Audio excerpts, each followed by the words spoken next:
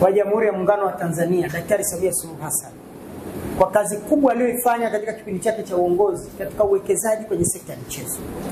Wote mnaona miaka kadhaa nyuma hatukuwahi kuwa na vituo kama hivi, lakini sasa hivi tuna vituo ambavyo vinaweza kufundisha vijana wetu, kufundisha watoto, lakini hata sisi walimu kwa ngazi mbalimbali tunaweza kupata nafasi ya kuja kusoma.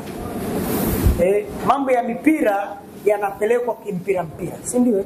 Huwezi kuchukua jambo la mpira ukalipeleka kisiasa, na huwezi kuchukua jambo la kisiasa ukalipeleka kimichezo.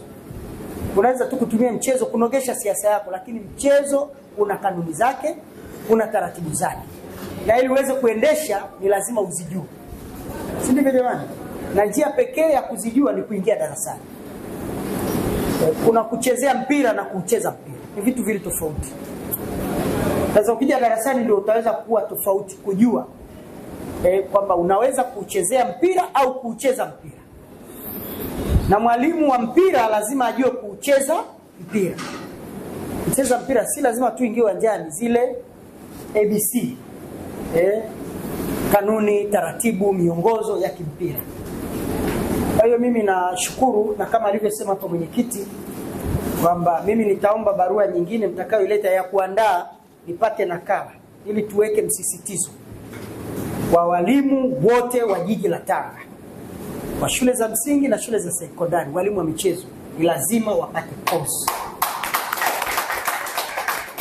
ili watoto wetu wanapofundishwa na wao wajue kwamba mtoto huyu ana kipaji gani. Sababu wako watoto huku chini ndio wanaweza kujua kipaji chao. Na mpira sasa hivi tunautoa kuwa kipaji, kwenye kipaji kuwa ni ajira. Sasa ili tupeleke kuwa ajira lazima tukitambue kipaji, tukijengee uwezo. Sasa tunawahitaji hao walimu wawe na mbinu, wajue nini wanachokifanya, ili watusaidie kubaini vipaji, vijengewe uwezo, na baadaye tupate professional football. Ndivyo jamani?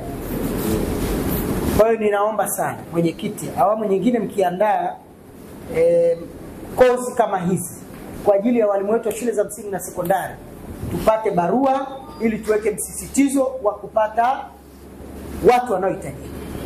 Na shule ambayo itakuwa haijaleta mwanafunzi kwa maana mwalimu, ni lazima wajieleze vizuri kwa nini hawajaeleza, na wagharamikie, shule husika igharamikie mwalimu atakayekuja kupata kozi kwa ajili ya kufundisha watoto. Kwa mimi nipongeze sana. Lakini niombe vile vile msaidie pia tunaona sasa hivi kila taasisi zina mashindano. Juzi tu tulikuwa tunashimita. Sasa hivi tuna